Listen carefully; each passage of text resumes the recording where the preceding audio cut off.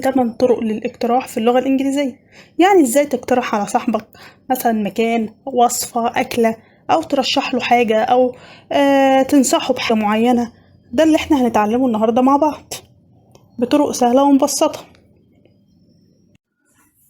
ما تنساش تجاوب التدريب اللي موجود في آخر الحلقة. هتجاوبه في تعليق تحت الحلقة، وهيتم التصحيح ليك علشان تتأكد انت فهمت الحلقة ولا لسه. أول حاجة هي let's، معناها طبعا يلا بينا أو هيا بنا بالعامي بتاعنا يلا بينا، وهي بتعبر عن حاجة احنا هنعملها احنا الاتنين مع بعض، أنا واللي بقترح عليه.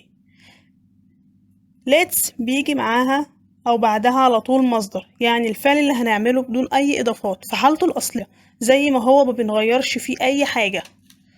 زي مثلا let's go to the club، هيا نذهب إلى النادي. هنا go زي ما احنا شايفين مصدر زي ما هي، ما غيرناش فيها أي حاجة. المثال التاني let's eat ice cream. تاني حاجة نقدر نعمل بيها اقتراح هي why don't، لماذا لا، أو بالعامي بتاعنا ليه لا، ليه ما نعملش كذا أو كذا. وطبعا دي بندي بيها اقتراح حاجة بنعملها مع بعض أو كل واحد لوحده، مش شرط زي let's مع بعض. لكن why don't ممكن بدي اقتراح لواحد بس أو حاجة احنا هنعملها احنا الاتنين.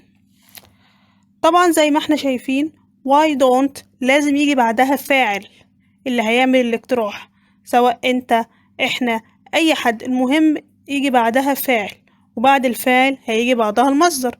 وخلاص طبعا احنا عرفنا يعني ايه المصدر. زي مثلا why don't you take a break، ليه ما تاخدش استراحة.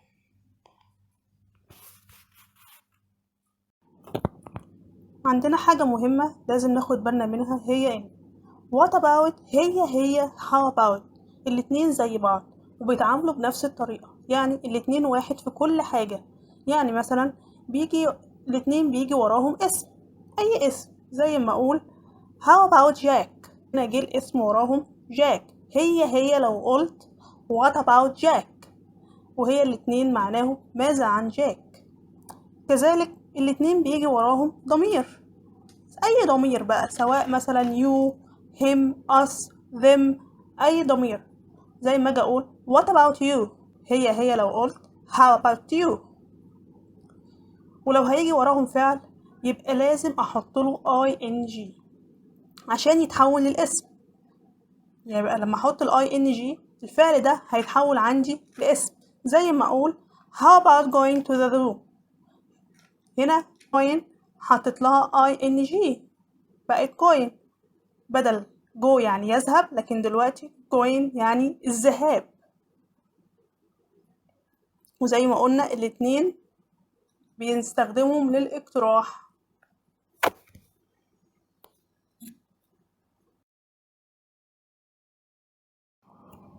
طريقة تانية للاقتراح بستخدم فيها should يعني يجب أن. فهنا بوصل اللي قدامي ان هو يعمل الحاجة دي او المفروض ان هو يعملها كنوع من الاقتراح. طيب الجملة بتاعت should بيبقى شكلها ايه؟ تبدأ بفاعل، طبعا احنا عارفين ان الفاعل بيكون يا اسم يا ضمير، اي اسم بقى، اسم انسان، اسم حيوان، اسم نبات، اي اسم، او ضمير اللي هي ضمائر الفاعل اللي هو زي he she it they we you، اي ضمير من ضمائر الفاعل. هيجي وراه should يجب، هيجي بعد should الفعل الرئيسي او الفعل اللي انا بتكلم عنه بس في المصدر. يعني ايه في المصدر؟ يعني في صورته الاصلية من غير اي اضافات، ما بحطلوش حاجة، في صورته الاصلية. طب نشوف الكلام ده زي لما اجي اقول you should watch that movie it's really good، يجب ان تشاهد هذا الفيلم انه حقا جيد. هنا الفاعل عندي you، جبت بعد الفاعل should، احنا اتفقنا. طب الفعل اللي عندي مين؟ watch هنا يعني يشاهد، حطيته في المصدر، ما غيرتش فيه اي حاجة، لا حطيت له اس ولا ing ولا ed ولا اي حاجة خالص، حطيته زي ما هو بالظبط، وبعد كده بكمل اللي انا عايزة اكمله عادي خالص. لكن لازم في الاول يبقى عندي فاعل should مصدر. المثال التاني زي لما اجي اقول Mark should be more honest، يجب ان يكون مارك اكثر صدقا. هنا مارك اسم انسان، الفاعل اللي عندي جه وراها should، هيجي وراها مصدر اللي هو يكون be، اللي هو الفعل be، ولا حطيته am ولا حطيته is ولا حطيته are هنا ولا حطيته اي حاجة خالص، لا حطيته في صورته الرئيسية اللي هي be. يبقى احنا عندنا هنا الجملة بتاعت should بتبقى فاعل should مصدر.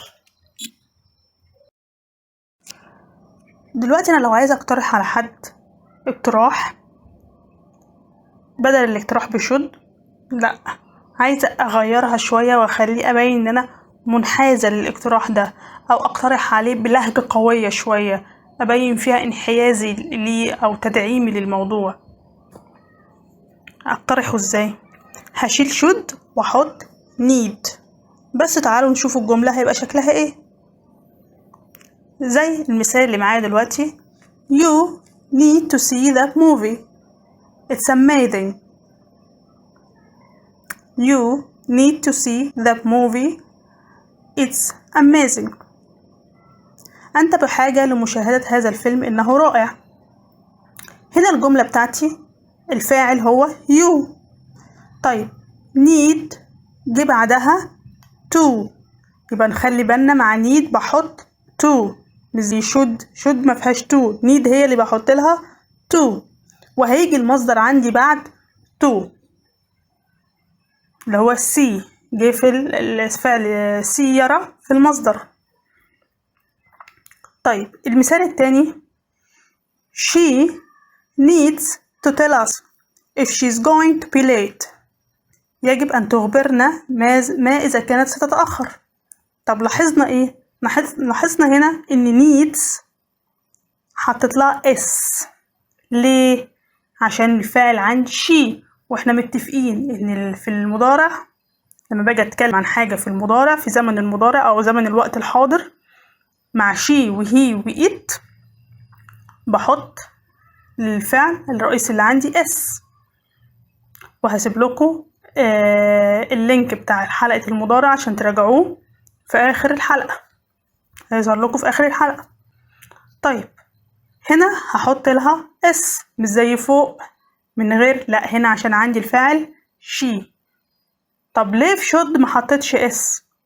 علشان should من أفعال ناقصة، لكن هنا need مش من الأفعال الناقصة أو الأفعال المساعدة، لا هو فعل رئيسي فعل أساسي، فهيتصرف عادي خالص في المضارع. التصريف بتاعه اللي هو مع هي وشي وإيت والمفرد لازم أحط له اس. طريقة كمان إن أنا أقدر أستخدم could هنا لما هستخدمها هتعبر عن الاقتراح. طب بس إزاي؟ قال لي الجملة بتاعتي هتبقى مكونة من فاعل وكود اللي هي بمعنى يستطيع أو تستطيع، تقدر تعمل كذا، وهيجي ورا كود مصدر. زي المثال اللي معايا دلوقتي They could come to our house for dinner. يمكنهم القدوم إلى منزلنا لتناول العشاء. هنا بقترح إن هم يقدروا ييجوا أو يستطيعوا إن هم ييجوا لبيتنا عشان يتعشوا. طب الجملة بتاعتي they فاعل بعديها حطيت could، بعد الكود جه الفعل في المصدر اللي هو come، جه مصدر ما غيرتش فيه أي حاجة. التركيبة دي شبيهة بالتركيبة بتاعت should، يبقى ركبت الجملة في should وفي could الاتنين زي بعض. مثال كمان he could take the bus or the subway. يمكنه ركوب الحافلة أو المترو. هنا بقترح عليه إن هو يقدر يركب ده أو يركب ده.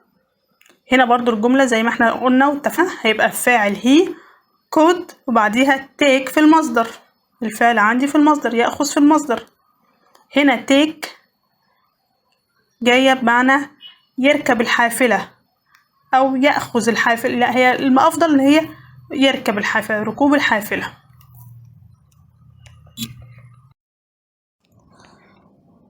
طبعا احنا قلنا ان جملة could وجملة should الاتنين فيهم شبه من بعض في التكوين او في التركيبة بتاعتهم، ان هي بتيجي فاعل should او could وبعديها المصدر. طيب امتى استخدم should في الاقتراح بتاعي وامتى استخدم could؟ او should بتعبر عن ايه و could بتعبر عن ايه؟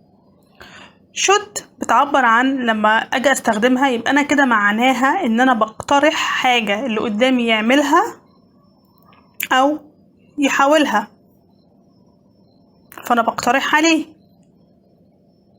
وبقول رأيي فيها، ان ده رأيي الشخص نابع من جوايا ان انت المفروض تعمل كذا او تحاول ان انت تعمل كذا.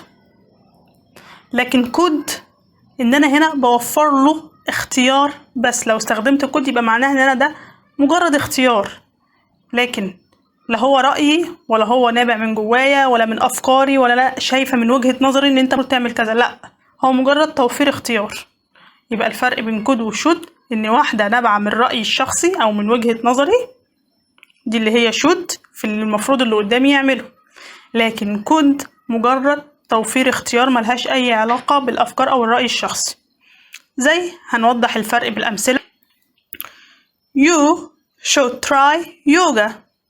يجب ان تجرب اليوجا. هنا من وجهة نظري انا شايفة ان اليوجا هي افضل حاجة ليك او هتناسبك اكتر، ده من وجهة نظري او من رأيي الشخصي، فانا شايفة ان انت المفروض تجربها، فانا بنصحك بكده اقترح عليك كده.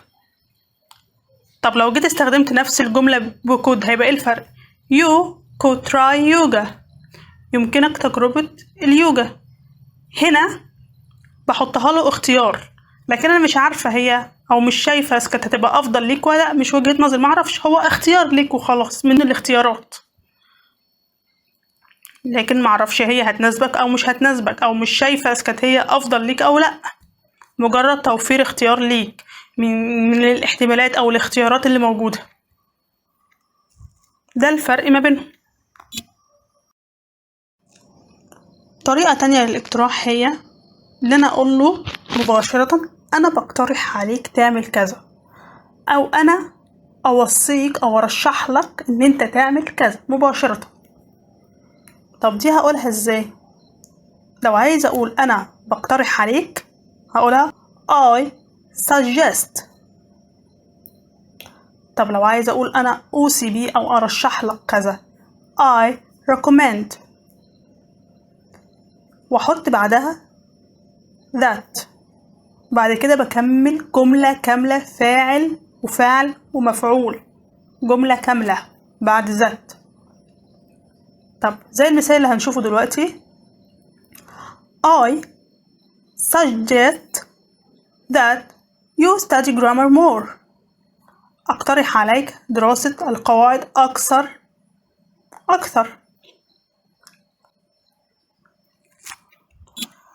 طيب هنا زي ما احنا شايفين ان جه الفاعل عندي اللي هو I suggest، جه بعديها that، جه بعد ده جملة كاملة من فعل وفعل ومفعول اللي هي you study grammar more. الفاعل عندي اللي هو you، فاعل study، مفعول اللي هو grammar، more باقي الجملة. طيب لو حبيت اقول له انا ارشح لك ان انت تعمل كذا او بوصيك ان انت تعمل كذا، هقولها ازاي؟ I recommended that you focus on improving your speaking. أوصي بأن تركز على تحسين حديثك. هنا الفاعل عندي I وبعد كده حطيت recommend that، يوصي بيه أو يرشح، زي ما اتفقنا إن بعد that بيجي جملة كاملة من فاعل وفعل ومفعول اللي هي you فاعل، focus دي الفعل، وكمل بقية الجملة زي ما احنا شايفين ان هي جملة كاملة. اخر طريقة معانا هي برضو لو عايزة اقول انا بقترح عليك او انا بوصيك بس بطريقة مختلفة من حيث التكوين في الجرامر. بمعنى ايه؟ بمعنى ان انا هقول I suggest او recommend، بس المرة دي مش هجيب وراها that وجملة كاملة، لا هجيب وراها فعل واحط له ing او اسم. يبقى يا فعل واحط له ing فعشان يتحول لاسم، او احط اسم زي المثال اللي احنا هنشوفه دلوقتي. I suggest going to Europe in the summer. اقترح الذهاب الى اوروبا في الصيف. زي ما احنا هنا شايفين ان حطيت بعد suggest فعل في ing اخره، ضفت له ing اللي هو go يذهب، فحطيت له ing فبقى الذهاب. طب لو هستخدم recommend، تعالوا نشوف المثال التاني. I recommend trying the French food. I recommend trying the French food. بوصيك تجربة هذا الطعام الفرنسي. هنا recommend حطيت وراها الفعل اللي هو try وزودت له ing، ما حطيتش وراها that وجملة كاملة زي التانية، لا. يبقى أنا ينفع أقولها بالطريقة دي وينفع أقولها بالطريقة دي، الطريقتين صح. دلوقتي قبل ما نختم حلقتنا هتحل التطبيق ده في التعليقات، يعني هتكتب حلك في تعليق تحت الحلقة وهيتم تصحيح التعليق علشان تتأكد انت فهمت الحلقة كويس ولا محتاج تشوفها تاني، وإن شاء الله هكون في انتظار حلكم في التعليقات. وبكده يبقى انتهى درسنا النهاردة، فياريت ما تنسوش تتابعوا معايا الدروس الجديدة والمسابقات اللي هتتم على القناة وعلى الصفحات بتاعتي.